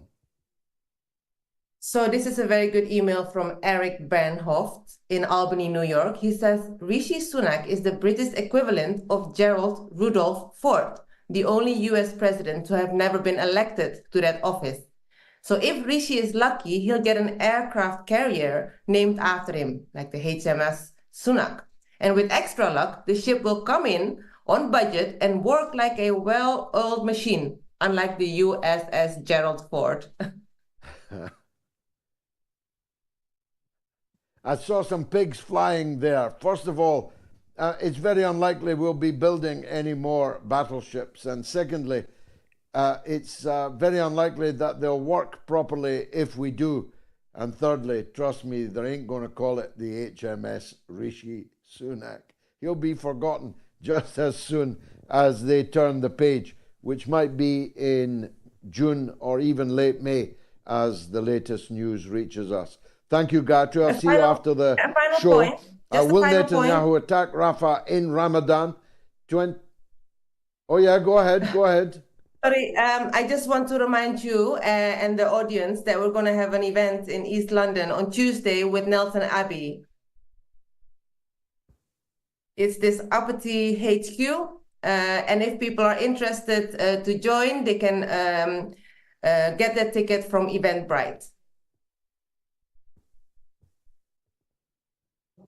That looks interesting. An intellectual playground of arts, culture, and politics for snobs and bounce types, organized by Nelson Abbey. Nelson is the black writer who described me, I think 12 years ago, as Britain's finest black MP. He was ahead of his time.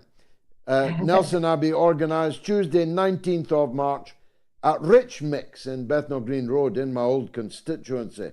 Indeed, 6:30 p.m. Tickets from Eventbrite. Thank you, Gayatri, for that. Sorry to have cut you off there. It's a dangerous thing, cutting your wife off live on television. So 28,000 people have watched, have voted rather, and overwhelmingly they think that Netanyahu is going to attack Rafah, Ramadan or not. Look, the podcast is now a permanent fixture virtually in the top 5 political podcasts across Africa, but then it's also the top English political podcast in Belize in Central America. Wow. Scan the QR code on your screen to download this week's podcast. And the last caller is Oliver in Munich on threats of war. How could I resist? Oliver, welcome. Hello, George. Hi, George. First of all, yes, go ahead. Of course, congratulations to your election win. It gives hope to a lot of people around the world, I think. Just a little bit about my background. I am son of Yugoslavian parents, and I from a failed country, but just where I'm from. I'm born in 1972, and I've grown up in the 70s and 80s, never worrying about nuclear war or the threat of nuclear war.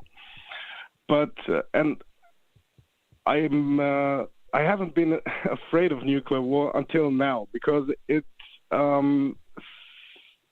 seems to be so sinister.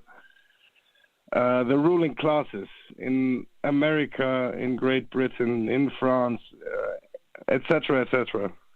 And my mind is playing around with the idea that they could, just to prevent